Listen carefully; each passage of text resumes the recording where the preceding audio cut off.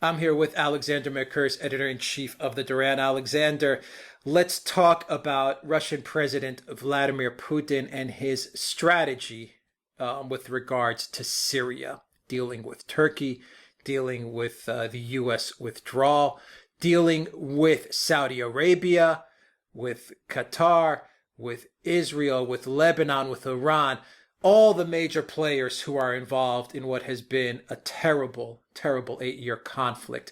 But Putin is working round the clock, trying to put together a strategy to make Syria whole and to get Syria back on its feet again.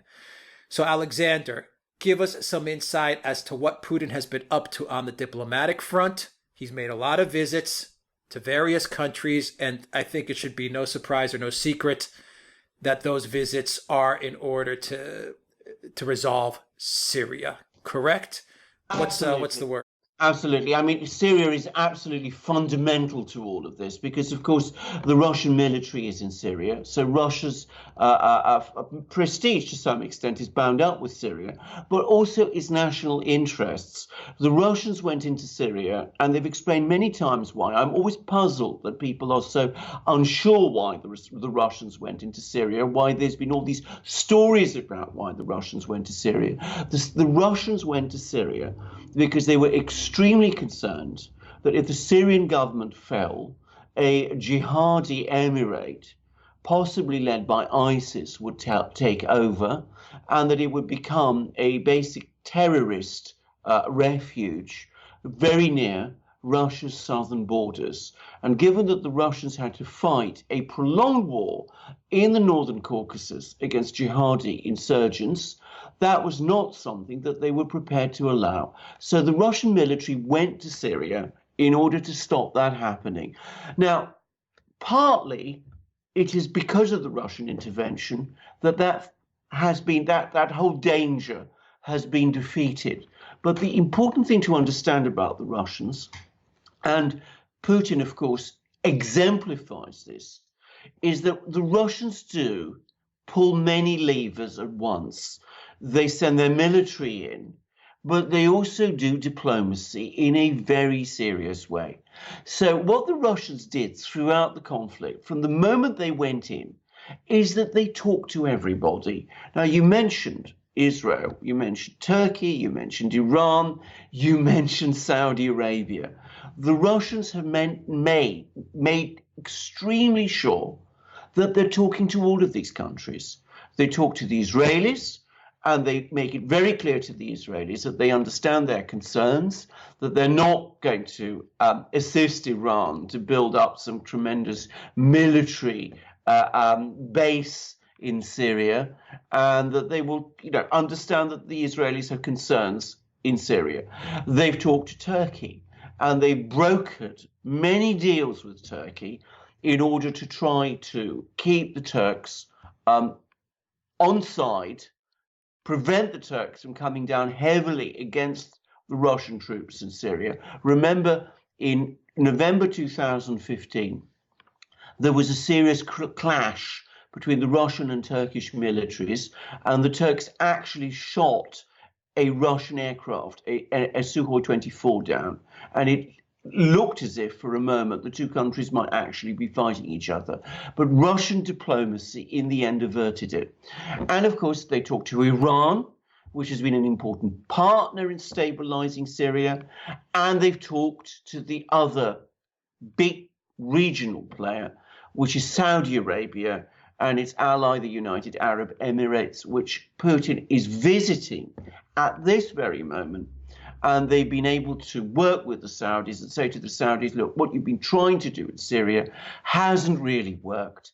Why don't we move forward towards other things?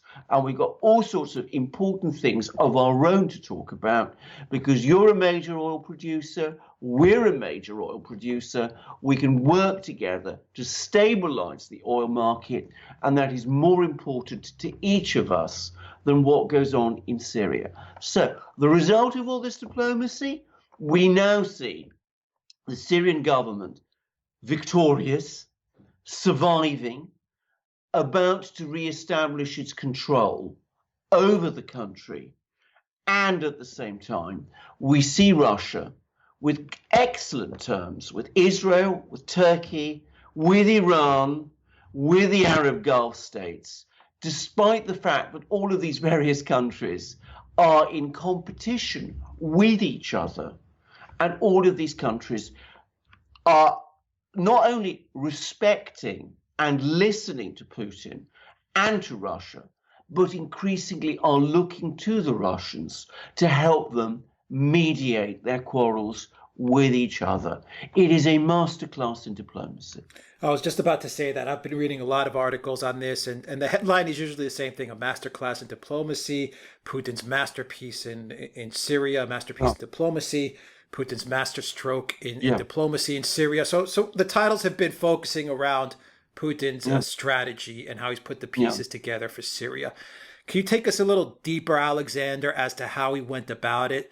A little historical context up to where we are today. Did he first approach, for example, Turkey? Did he get Turkey on side? Did he get Israel on side? How did he handle Saudi Arabia? Just a brief overview to put some context to where we are today and how, you know, Russia has brought all these competing factions to the table in order to try to find a solution to the conflict in Syria, to put an end to the conflict in Syria, more importantly. Right, indeed. Well, I mean, the first thing to say is that Putin has been very successful in leveraging certain assets that he does unquestionably possess. Firstly, as everybody has seen now, he has a very efficient military and a very effective intelligence operation. I mean, he basically knows what is going on in the region, and he has a military which is, if he sends them to Syria, they will do their job there and they will do it well. I mean, without those two things, he wouldn't have been able to achieve anything. Secondly, he has a very professional and extremely well organized diplomatic service. I mean, he's got an exceptional foreign minister in Sergei Lavrov, and he's got some very, very talented diplomats in the UN Security Council and on the ground. I mean, diplomats in Turkey, in Syria, in Israel, in Saudi Arabia, wherever. The other thing is, he has understood the huge importance of establishing good relations based on mutual respect and understanding with the leaders of all of these countries. So right from the first moment, the moment when the Russian military first went into Syria, he was talking to Erdogan, he was talking to Netanyahu, he was talking to the Saudis, King Abdullah initially, then King Salman and Mohammed bin Salman, MBS. He was also, of course, working very hard with the Iranians. This is something that Putin spends a tremendous amount of time doing. If you go onto his website, the Russian presidential website, Kremlin.ru, you will see how often Putin speaks to foreign leaders on the telephone. Now, he doesn't just pick up the telephone and talk to these leaders. He works very hard using all these various assets that I talked about, using the information he gets from his intelligence people, from his foreign ministry people, to work out what it is that concerns them, what their interests and their worries and their fears and their desires are, so that he can build on it. And lastly, he has certain specific advantages which he's been able to leverage in order to get various people in the region to do his bidding. So he's obviously sent troops to Syria, and that has enabled him to get some leverage on the Syrians. He's got a large community, a large Russian-speaking community in Israel, which is very important in Israeli electoral politics. And that has enabled him to get a strong voice in Israel. He has a very strong economic connection now with Turkey, which has become extremely dependent on trade with Russia, on Russian tourists coming to Turkey, and of course on natural gas pipelines coming from Russia into Turkey. He's got the Iranians. The Iranians are up against the wall. They've got the US against them. That means they've become increasingly dependent on the Russians for their diplomatic and political and ultimately, and most importantly, their economic survival. And last but not least, Russia is one of the major oil producers, along with Saudi Arabia. That gives him a link with the Saudis, because the Saudis can't stabilize the oil market without help from Russia. Now, Putin has used all of these assets with consummate skill. He could have overplayed his hand. He could have tried to impose his ideas on people. Instead, he has always used diplomacy to try to build bridges with them. So he says, yes, we will do a deal with you on oil if he's talking to the Saudis, but in return, we'd like to discuss the situation in Syria with you, because we got concerns there which we'd like to talk about. He'll say to the Israelis, yes, we understand that you've got concerns in Syria. So have we. Can we talk about them? He'll say to Erdogan, look, we understand that Turkey has a long historic connection with Syria and it's got concerns about the Kurds. But ultimately, we got lots of other important things we need to talk about, gas, whatever. Can we talk about those too? And can we see whether we can find a way to iron out our disagreements about Syria, given that we both have a common interest in achieving stability there?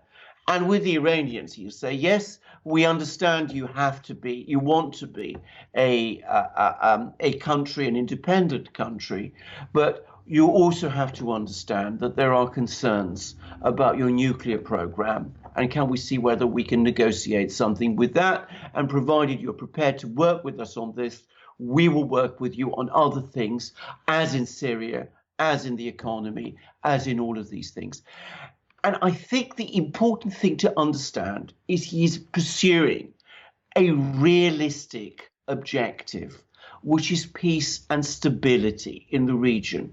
He is not trying to establish some kind of Russian overlordship over it, which I think he knows perfectly well would be far beyond Russia's power. Yeah, remember when 2-3 years ago, when Russia first entered the Syrian conflict, the Syrian arena, and ISIS was about 15 or 20 kilometers from Damascus, marching onto Damascus, about to raise a black flag over Damascus, and the Russian military intervened, and everyone was very nervous in the West. The European Union, Obama, the US government, the media was in full force to demonize Putin, to demonize Russia, of course, to demonize Assad. And it was almost as if they were pulling for ISIS to overrun Damascus. It was horrifying. Yeah. But you start from there and look at where we are today, and look at the chain of events that has occurred since the Russians entered the conflict in Syria and intervened. Yes, exactly so. I mean, I would add that, of course, the criticism of Russia and of Putin escalated to an extraordinary degree. And of course, it reached a crescendo, a peak of virulence at the time of the Battle of Aleppo, when, of course, the Syrian army, backed by the Russians, in the autumn of 2016, cleared this jihadi enclave in Aleppo. And I can remember vicious battles in the Security Council, an extraordinary media campaign against Putin at that time in the Western media. And of course, things got so bad that he actually had to call off a visit to France, because he was, facing all kinds of abuse if he'd gone to France. And in fact, as you absolutely rightly say, he now stands completely victorious.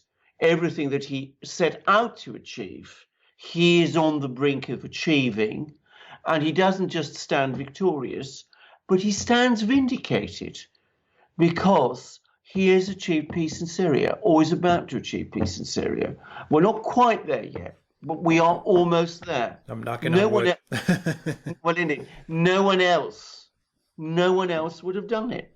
As you rightly say, we came within, um, a People forget that. tiny People distance forget that, yeah. of ISIS raising its flags over Damascus. I mean, I can remember that very well. I mean, ISIS in 2015, before the Russians moved in, was on a roll. I mean, they were pressing forward deep into Syria, and they were not far from Damascus. And in the north, Aleppo was about to fall to Al Qaeda, which is the other organization, the other terrorist organization that was active in Syria. So we would have had probably a Syria partitioned between two extremist Sunni, well, not Sunni, Wahhabi, Salafi terrorist organizations, and of course, a total Syrian collapse. And that has been completely averted. And he's achieved it, as I said, against all the odds. Backed by the Obama administration, armed by the Obama administration. Well, The war started by the Obama administration. And in Aleppo, I remember, Alexander, the mainstream media, yeah, MSNBC, CNN, all of them were championing Al Qaeda to destroy Aleppo. And now the Syrian people are living there in peace. They're celebrating Christmas, they're celebrating holidays. yeah. And back at the time when Aleppo was undergoing that terrible conflict, before it was liberated by Syria with the help of the Russians, the mainstream media warmongers were actually pulling for Al Qaeda to win. We forget that. They were behind Al Qaeda. They were supporting Al Qaeda in Aleppo, and no one holds them to account. All that is true, but can I just also add, if we go back to 2015, I mean, you talked about the astonishment and dismay of the West when the Russian troops, the Russian military suddenly appeared in Syria. What people also forget is that in the summer of 2015, just weeks before the Russians appeared, the Obama administration had actually decided to declare a no-fly zone in Syria, in northern Syria. This happening at the time when the ISIS was marching from Palmyra towards Damascus, and Al Qaeda had just captured Idlib province and was about to capture Aleppo. I mean, when we talked about the United States, in effect, facilitating the takeover of Syria by these groups, that was actually what was going on. The reason the Russians moved in so fast in 2015 was because they didn't want ISIS in Damascus, they didn't want Al Qaeda in Aleppo, and they didn't want the United States declaring a no-fly zone, which would have facilitated those two things. Now, Western policy in Syria has been a disaster. The ultimate catastrophe was averted in Syria, not because of the Obama administration, but because the Russians intervened just in time to stop what the Obama administration was about to do. Because to be absolutely clear about it, if there had been a US no-fly zone over Syria in 2015, we would without question have seen the Syrian government collapse and the black flags of international jihadism flying over Damascus. No question about it. And another point I want to make, Alexander, is that Putin was very successful in getting China on side with him with regards to Syria. I think that was a very good diplomatic maneuver there as well. And it was Obama, the Obama White House, their priority was not to defeat ISIS. It was to remove Assad. And people forget that. They had their number one priority, Obama and the European Union, was to remove Assad, not to destroy ISIS. Once they got ISIS in place, then they would have, figured out what to do next. But they wanted to remove Assad. So comment on that very quickly. And then I want to give you one final question and we'll wrap it up. And you can wrap it up on this last question. You mentioned how Putin was able to have open lines of communications with leaders. and speak openly and freely, and sometimes leverage the relationship. Yes. And I hope you know where I'm going with this, and sometimes ask for favors. Yes. And Yes. I bring this up with Trump and Zelensky and the damage that has been done by not allowing Trump speak with allies and with leaders and sometimes enemies, and sometimes to leverage the relationship and sometimes to ask for certain things to get done. Yes. And Obama was a president, you've mentioned many times, who never, ever would pick up the phone and talk to leaders. He did not like talking to other leaders. Trump does. So wrap it all up there, Alexander, with what I just said. Yes. Well, let's talk first of all about, what was the objective in Syria? The objective in Syria from the start was the removal of President Assad. I mean, but Obama said that Assad had lost his legitimacy, as if it was Obama's decision whether the president of Syria has legitimacy in Syria. He said that he had lost his legitimacy in 2011 and was already pushing for Assad to be removed then. ISIS did not exist in 2011. The reason ISIS established itself in Syria was because the United States and its allies, Britain and France, were working to try and overthrow the Syrian government and had created a war there. And as a result of that war, large areas of Syria had fallen out of the control of the Syrian government and were in a state of violent chaos. ISIS was able to move into that vacuum and establish its caliphate there. It was a product, a consequence of the regime change war, and that regime change war preceded the rise of ISIS and continued after it. After ISIS was essentially defeated, the United States persisted with it. When I say persisted with it, certain sections of the US persist with it to this day. They still have an economic blockade of Syria. They still are calling for Assad to resign. They're still trying to prevent oil reaching Syria. They're still trying to prevent people investing money in the reconstruction of Syria. I mean, they haven't yet given up on this agenda of regime change in that country, even though I now think that more and more people, certainly Donald Trump, understand that this is simply not a sustainable policy anymore. Now, you talk about diplomacy. Of course, diplomacy is about talking to people, and of course it is about getting favors from people. I am very, very tired of reading all the time about Donald Trump's supposed transactional approach to diplomacy. All diplomacy is by definition transactional. If it is not transactional, it is not diplomacy at all. How can it be? Obviously, there is give and take. Obviously, you say, I will give you this. In return, you give me that. Otherwise, how can you move forward?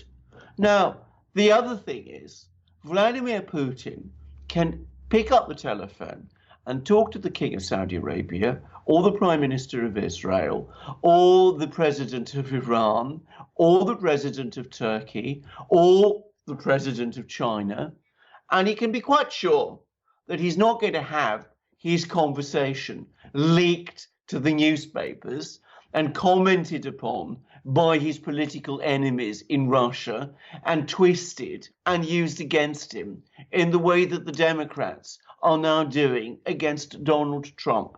I think the Russians, looking at the way in which the United States has mishandled the Trump-Zelensky call, must be completely incredulous, because as far as they are concerned, that is simply diplomacy.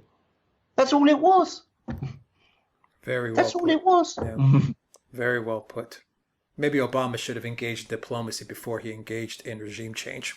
Well, can I just say a thing about Obama? I mean, I think he probably knew that, with all these people listening in, there was always a risk that anything he said to anyone might be leaked. And Obama is an extraordinarily secretive man. But the other problem with Obama, and where he was a terrible diplomat in a way that neither Trump nor Putin are. I know people don't reckon on Trump being a diplomat, but he has diplomatic skills which Obama never had. Obama was very arrogant. He always gave the impression, whenever he was with foreign leaders, except for a few European leaders, that he thought of himself as being by far the cleverest man in the room.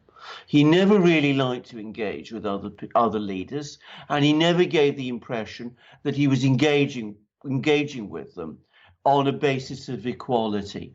So they didn't like him. None of them did. Whereas one of the well-known things about Trump is that foreign leaders who engage with Trump actually like him. This isn't something that gets reported much in the media, but for example, I remember, about a year or so ago when Donald Trump was traveling through Asia, all these leaders of the, Asian powers, including the Chinese leader, Xi Jinping, with whom the United States under Trump is now in confrontation, they actually met Trump, and as a human being, they liked him. They could talk to him. They could listen to him. They could exchange ideas with him.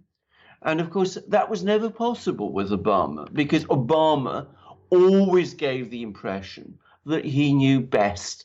So you can't conduct diplomacy in that way. And Obama never did.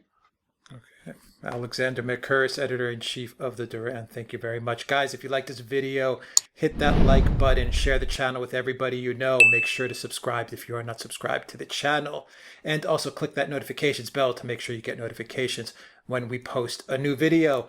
Also get an audio copy of this video on iTunes and on Soundcloud. You will find links for those platforms in the description box down below. And please donate to us on PayPal and on Patreon, and we are now on Subscribestar as well. Your donation really helps this channel a whole lot. And also go to the Duran shop, theduranshop.com, and pick up some magic mugs with a master diplomat right there. I was going to say a master diplomat, Alexander Mercouris, a master diplomat, Sergei Lavrov. And Alexander Mercouris also has a nice magic shirt that he is wearing with a double-headed eagle as well. Well, indeed. You are a master diplomat in a way. You're the Oracle of London, so Alexander. Well, that's because I obtain inspiration from drinking from a magic mug with this man's face on it, because I mean, this is the greatest diplomat around today. Well, perhaps Putin is an even better diplomat, but the point is that Lavrov and Putin form an extraordinarily talented team. I was saying in our program that one of the assets that Putin has is a foreign service, a diplomatic service that is exceptionally good. And this man exemplifies it. I mean, Lavrov, by the way, and this is a fundamental difference between Lavrov and all the foreign ministers of all the Western powers.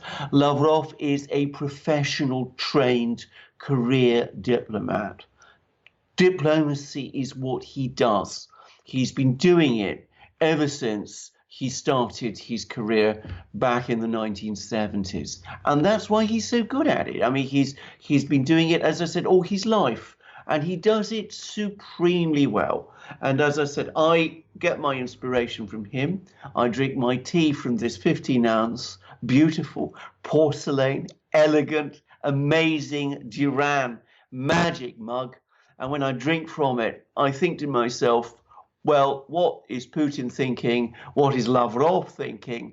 And then having gained that refreshment from the mug, I'm able perhaps to some extent to place myself in their minds and thereby comment a bit on what they do. So that's what you get when you drink from a mug like this. And of course you get all the confidence and comfort and elegance when you wear shirts like this amazing 100% cotton, beautiful long sleeve t-shirt.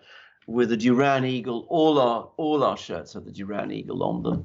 And can I just say, I mean, we've got amazing long sleeve t-shirts, we've got short sleeve t-shirts, we've got polo shirts, we've got hoodies, we've got stickers, we've got hats, we've got great things. Alex has been refreshing our shop with new merchandise, and the quality of all our products is absolutely A1. Our viewers who've bought things from our shop say so. The feedback we're getting is tremendous. Our competitors are incredibly jealous and are trying to copy us and failing dismally at it because the products they produce, which often copy ours, are horrible and inferior by comparison. So if you want to get the kind of diplomatic knowledge that we have, you can buy a mug like this, perhaps with Lavrov's picture on it, or you can get a marvelous shirt like this, and you can learn heaps from following our Duran programs, and you can sustain and support them by going to our shop, and Alex will tell you how to do it. We have a link for the shop in the description box down below, theduranshop.com. Alexander Mercouris, Editor-in-Chief of the Duran, thank you very much. Till next time, everybody, take care.